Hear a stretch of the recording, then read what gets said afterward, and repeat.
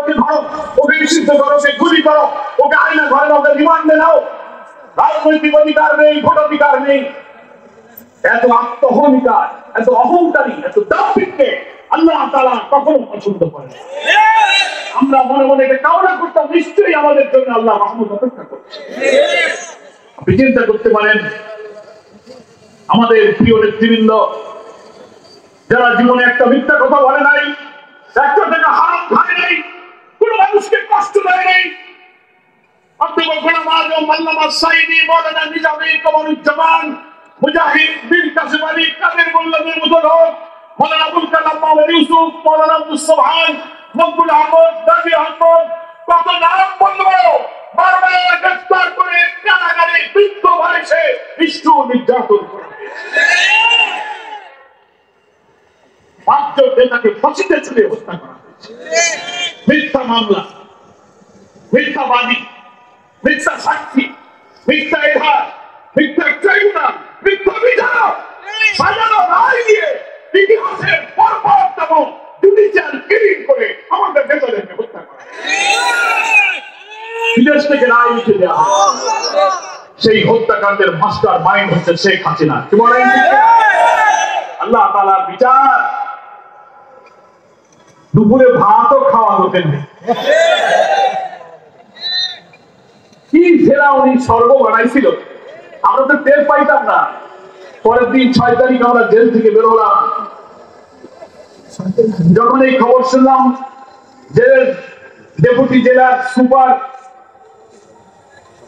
জেলা সকলকে বললাম, বিএনপি আর আমরা জামাত নেতৃবৃন্দ যারা ওখানে ছিলাম কারাগারে ডিভিশনে বললাম যে আপনারা টেলিফোন এনে দেন, আমরা এখন বাইরে কথা বলবো। তখন তো কারাগারের নিয়ন্ত্রণ আমাদের কাছে, আমরা যা বলি তাই কর। 8টা 9টা টেলিফোন নিয়ে সুপার সাহেব হাজির। দুপুরবেলা ফোন দিতে লাগলাম, নেতৃবৃন্দ কোথায়, পরিবারের কি অবস্থা, তারা হাউমাউ করে কাঁদতে লাগলো। আমার মাকে আমি প্রথম ফোন দিলাম, ঢাকার বাসায় অসুস্থ মাকে নিয়ে এসেছিলাম।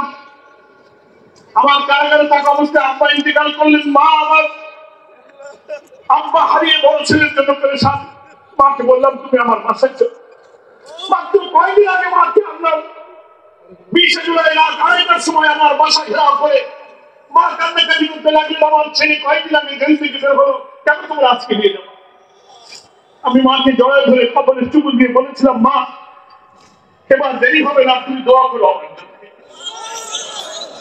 আমি যখন ফোন করলাম, বাচ্চা গোষ্ঠী করে, মা তুমি কেমন আছো? মা আমাকে বলল, তোমাকে ধরার পরে আমাকে লোকেরা বলেছে তোমার ছেলে আবার জেলে গেছে, আর বেরোতে পারবে না। আমার মমতাময়ী অল্প শিক্ষিত মা আমাকে টেলিফোনে বললে, আমি তাদের বলেছি না, এই বাংলাদেশ নতুন করে স্বাধীন হবে, তারপর আমার ছেলেকে নিয়ে আমি খুলনায় যাবো।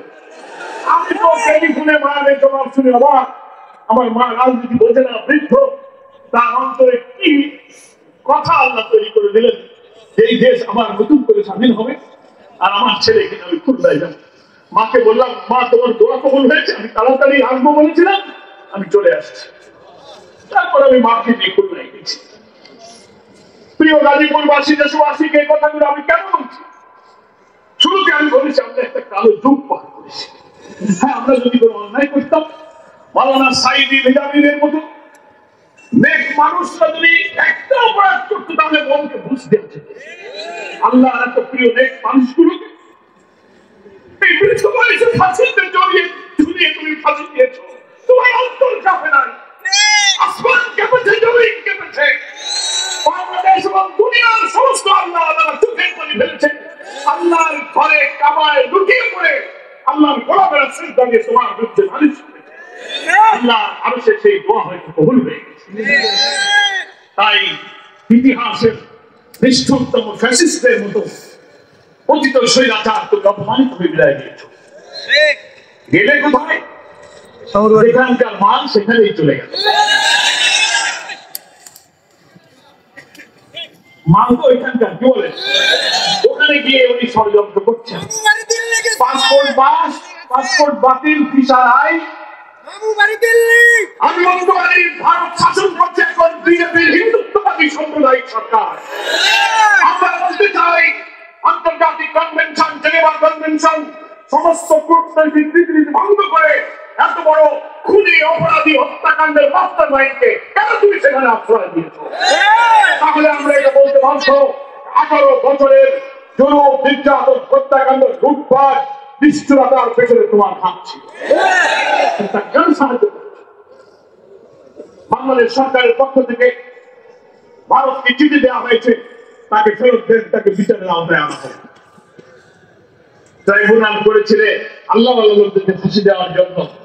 আল্লাহর কি ইচ্ছা, সেই ট্রাইব্যুনালাই এখন তোমার জন্য ফাঁসির আয়োজন চলছে। কোথায় যাওয়া? ওমা তাশাউনা ইল্লা ইয়শা আল্লাহু রাব্বুল আলামিন।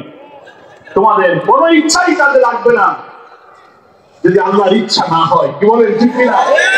তুমি সারা জীবন ক্ষমতায় থাকতে চেয়েছিলে, ইসলামী রাজনৈতিক দল আলেম ওলামাকে কারাগারে রুদ্ধ করে, নিষ্ঠুর নির্যাতন করে, ইসলামী মূল্যবোধকে ধ্বংস করে দল নিষিদ্ধ করতে চেয়েছিলে। পতনের 4 দিন আগে বাঁচার আর কোন উপায় নেই, সে মনে করলেন এই সব আন্দোলন, সব সংগ্রাম, সব বিদ্রোহ জামাত আর শিবির করতেছে। বাঁচার শেষ উপায় হলো জামাত শিবির নিষিদ্ধ করে দাও। ডুবন্ত মানুষ যখন সাগরে ডুবতে থাকে, বাঁচার কোন পথ যখন পায় না, হাত রইতে থাকে, একটা শ্যাওলাও যদি পায় তো ওইটা তুলে বাঁচতে চায়। শ্যাওলা ধরে কি বাঁচা যায়? বাঁচা যায়। তোমার পতনের 4 দিন আগে তুমি জামাত শিবিরকে নিষিদ্ধ করলে, 4 দিন পরেই আল্লাহ তাআলা তোমাকে নিষিদ্ধ করে দিলেন। এটি হচ্ছে আল্লাহর ইচ্ছা। তুমি আর দেশে আসতে পারবা কিনা জানি না। মাঝে মাঝে অডিও ভিডিও গণমাধ্যমে 2-1টা বক্তব্য ছেড়ে দিতেছে, শোনেন না? তোমরা চালায় যাও না, আপা আপনার যদি খুব মায়া লাগে আপনি আসেন এই জায়গায়, আমরা দেখবানে এম দেন বলে, কোনো চিন্তা করো না, আমি পাশে আছি, ঢুকে পড়বা। শুনছেন আপনারা? শুনছেন? আমরা কাছে আসেন, ঢুকে পড়েন। আমরা একেবারে গেট গেট সাজায় মালা দিয়ে বরণ করার জন্য বসে আছি। আপনার এই হত্যাকাণ্ড আমরা দুর্বল হতে পারি, আমরা অসহায় ছিলাম। আমাদের আপনারা হাত পা বেঁধেছেন, ডান্ডা বেটি করিয়েছেন, হাত কড়া করিয়েছেন, কথা বলতে দেননি, মিটিং করতে দেননি। 3-4 জন লোক বাড়িতে বসলে ধরে নিয়ে বলেছে নাশকতার ষড়যন্ত্র করতেছে। হাতে বোমা দিয়ে মামলা দিয়েছ, আমাদের কিছু করার ছিল না। কিন্তু আমাদের সৃষ্টিকর্তা মহান রবের তো অনেক ক্ষমতা, অনেক শক্তির মালিক। সেই তোমার ফাইলটা এখন তার ফাইলটা আল্লাহ ডাইরেক্ট হ্যান্ডেল করতেছে। কি বলেন, ঠিক কিনা?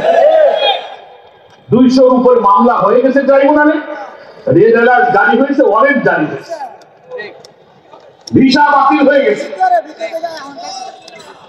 আপনি এখন টপ করে ঢুকে পড়েন। সেই জন্য আমি শুরুতেই বলেছিলাম, একটা কালো যুগ পার করেছি। যাদের রক্ত, যাদের ত্যাগ, যাদের শাহাদাত, যাদের ইখলাস, যাদের চোখের পানির বিনিময়ে 2000 ছাত্র জনতা জীবন দিয়েছে, 40,000 ছাত্র জনতা আহত হয়েছে, পঙ্গু হয়েছে, হাত নেই, চোখ নেই, মাথার মগজ বেরিয়ে গেছে, পা কেটে ফেলেছে। আমরা আজকে ঐতিহাসিক কর্মী সম্মেলনে এই শহীদ এবং আহত সমস্ত ছাত্র জনতার কষ্ট, ত্যাগ, নির্যাতনকে গভীর শ্রদ্ধার সঙ্গে স্মরণ করছি। আল্লাহর কাছে তাদের শাহাদাতের জন্য দোয়া করছি। এবং এই জুলাই অভ্যুত্থানের তারা হচ্ছে গর্বিত অংশীদার। কি বলেন, ঠিক কিনা? কথা এখন জুমার দিন লম্বা করা যাবে না। কয়েকটি মৌলিক 2-4টি কথা আল্লাহ তৌফিক দিলে বলে আমার বক্তব্যটা আমি শেষ করতে চাই। কথাগুলো শুনে যাবেন তো আপনারা? সেটা হলো এই যে ত্যাগ, এই যে আত্মদান, এই যে রক্তদান, যারা চলে গেল তারা বিজয় দেখে যেতে পারলো না। তাদের স্ত্রী, তার সন্তান, শিশুরা কাঁদে, আহতরা হাসপাতালে। এই বিজয়, এই মুক্তির স্বাদ তারা দেখতে পাচ্ছে না। তাহলে যারা রক্ত দিয়ে গেল, এদের এই রক্তের ঋণ, এই দায় আমাদের শোধ করতে হবে। কি বলেন, ঠিক না? আমরা সবাই তাদের রক্তের কাছে ঋণী আছি। সেই দায় শোধ করার একটাই উপায়, সেটা হচ্ছে তারা যে ইনসাফপূর্ণ একটি নতুন বাংলাদেশ বিনির্মাণের জন্য রক্ত দিয়েছিল। সেই স্বাধীন, সোনার, সমৃদ্ধ, নিরাপদ, কল্যাণ রাষ্ট্রের ইনসাফপূর্ণ বাংলাদেশ আমাদেরকে করতে হবে। তাহলেই এই শহীদদের রক্তের ঋণ শোধ করা যাবে। এখন সেই দেশ গড়া শুরু হয়েছে, আবার নতুন চক্রান্ত ষড়যন্ত্র শুরু। দেখতেছেন না, বিপ্লবের পরেই প্রতি বিপ্লব, জুডিশিয়াল কু, আনসার কাণ্ড, এই দাবি ওই দাবি, ধর্মঘট, সচিবালয় আগুন, হিন্দু মুসলিম বৌদ্ধ খ্রিস্টান অমুসলিম ভাইদেরকে নিয়ে নানান ষড়যন্ত্রকারী একটা অরাজকতা তৈরি করে তারা বুঝাতে চায় যে না, বাংলাদেশে এখন হিন্দু ভাইরা আওয়ামী লীগ না আসলে শান্তিতে থাকবে না, ওদের আসতে হবে। এখন সংখ্যা লঘু তাদের বাসায়, তারা এখন নিরাপদ নেই, তাদের অধিকার বঞ্চিত। এই পরিস্থিতি তৈরি করার চক্রান্ত চলেছে এই 5 মাসে। কি বলেন, ঠিক কিনা? কিন্তু আলহামদুলিল্লাহ বাংলাদেশের বিপ্লবী ছাত্র জনতা, সেনাবাহিনী এবং অন্তর্বর্তীকালীন সরকার দৃঢ়তার সাথে ভারতীয় আধিপত্যবাদী শক্তি, এদেশীয় দালাল এবং আন্তর্জাতিক ভাবে যারা ষড়যন্ত্র করছেন তাদের এই চেষ্টাকে ব্যর্থ করে দিয়েছে। কি বলেন? আমরা এখন দেশ গড়তে চাই একটি অবাধ, নিরপেক্ষ, একটা পার্টিসিপেটরি, একটা ক্রেডিবল, একটা ফ্রি ফেয়ার ইলেকশনের মধ্য দিয়ে আমরা এই নতুন বাংলাদেশ গড়তে চাই। এবং সেখানেও অন্তরায় জুলাই অভ্যুত্থানে আমাদের যে ঐক্যের চেতনা ছিল ছাত্র জনতা, এখন কোন ষড়যন্ত্র, কোন লোক নতুন করে এই অগ্রযাত্রাকে আবার মাঝে মাঝে যেন বাধাগ্রস্ত করার চেষ্টা করে। কেউ বলে সংস্কার দরকার নাই, পরে করলেই হবে।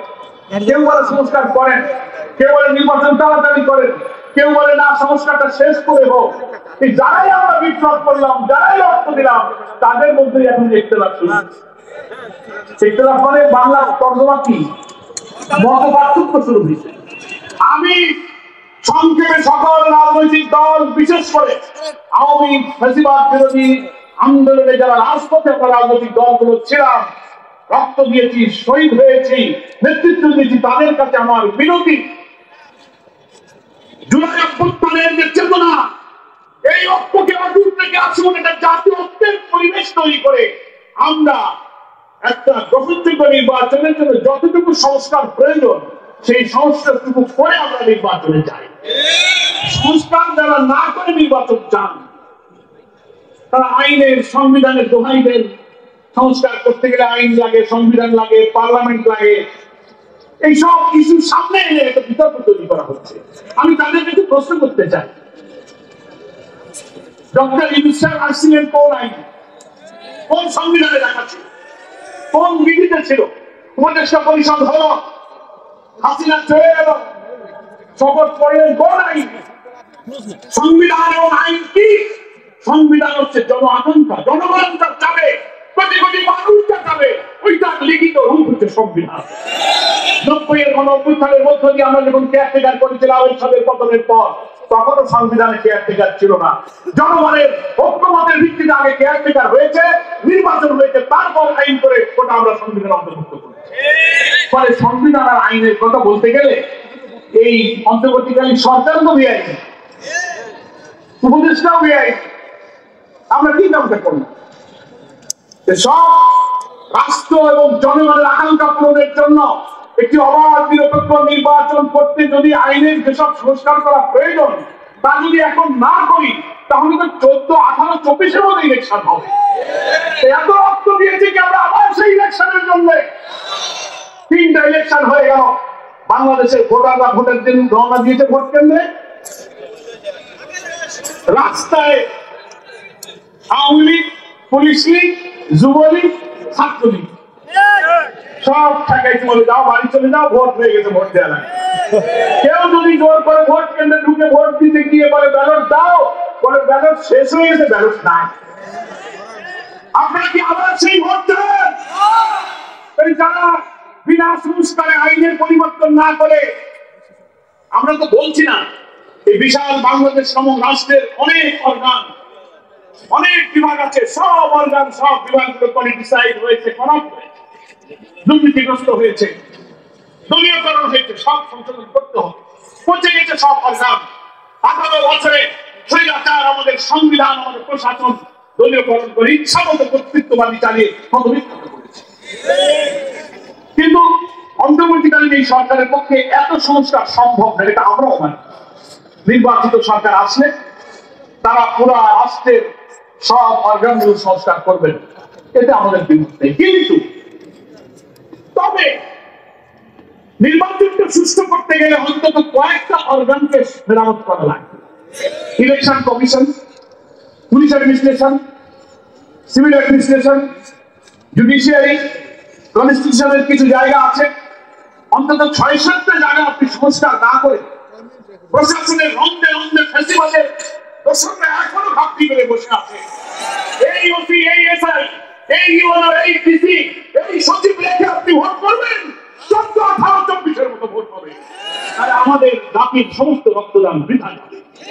তাই আমরা বলেছি, আসুন সংস্কার নিয়ে কোনো বিতর্কের দরকার নেই। সুষ্ঠু নির্বাচনের জন্য নিশ্চয়ই কিছু আইন পরিবর্তন করতে হবে। জুলাই অভ্যুত্থানের গণ আকাঙ্ক্ষাই সেই পরিবর্তনের অধিকার রাখে। অন্তর্বর্তীকালীন সরকার অধ্যাদেশ জারি করুন, সংস্কার করুন। গভর্নমেন্ট রিফর্ম কমিশন গুলো গঠন করেছিলেন, সব মিলে ১২-১৩টা রিফর্ম কমিশন, সমস্ত রাজনৈতিক দল, স্টেক হোল্ডারদের কাছে তারা পরামর্শ দিয়েছে, জামাত ইসলামের সাথে তারা কথা বলেছে, বৈঠক করেছে। আমরাও আমাদের দলীয় ফোরামে আলোচনা করে আমরা সেই সব বিভাগ এবং অর্গান সম্পর্কে সংস্কার প্রস্তাব সরকারের দপ্তরে জমা দিয়েছি।